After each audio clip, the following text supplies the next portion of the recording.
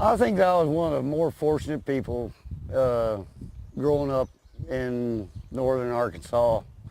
At the time, we had several older families that were still around who carried on traditions and passed them on to us. It seems like during my lifetime, communications and technologies have broken out so that there wasn't the time spent visiting and storytelling like there used to be. But I remember several times as a kid going and sitting around a potbelly stove with several of the families and old people around and listening to the stories of how life was there, even up into the Depression era.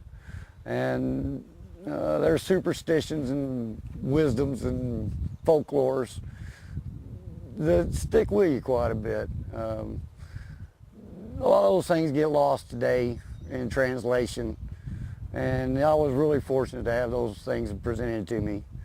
There were several different ways that they continued on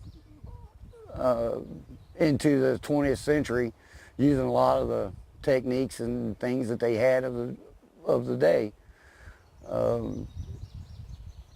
I remember my grandpa sitting around fixing shoes with his shoe last and repairing them. You didn't just go to the store and buy another pair of shoes. The ones you got had to last you for the year. So they'd take and cut out other pieces of leather and repair it. And it seems like every household had someone who, maybe not a cobbler, but could at least fix and repair their shoes, fix and repair a harness, do various types of construction through crude, primitive, and uneducated means. What else would you expect from a rude, primitive, and uneducated people? But by those people, they were also very artistic and fun-loving, welcoming, and enjoyable of their environment.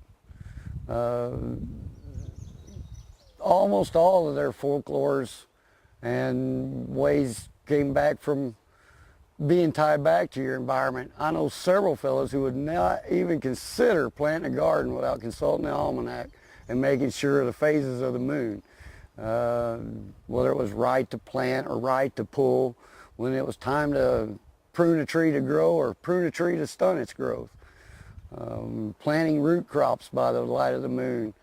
All those things impacted a whole bunch of their lives. They were subjected to the environment all the time.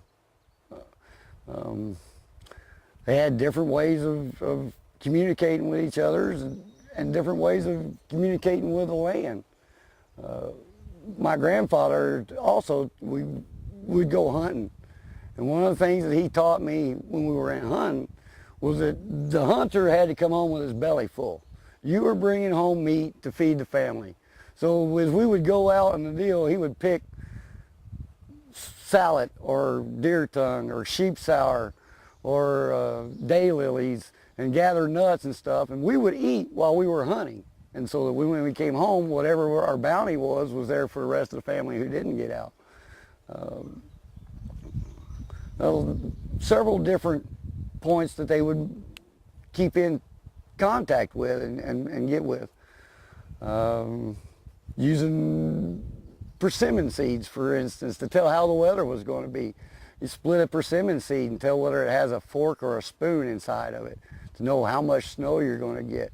To look at woolly worms crawling on the ground in the fall and decide how bad the winter is going to be by how much black is on the woolly worm. Knowing that when tarantulas start crawling, it's 3 weeks to a frost. Little things like that that you only pick up on by being in tune with your environment. Something that we kind of lack today, I think.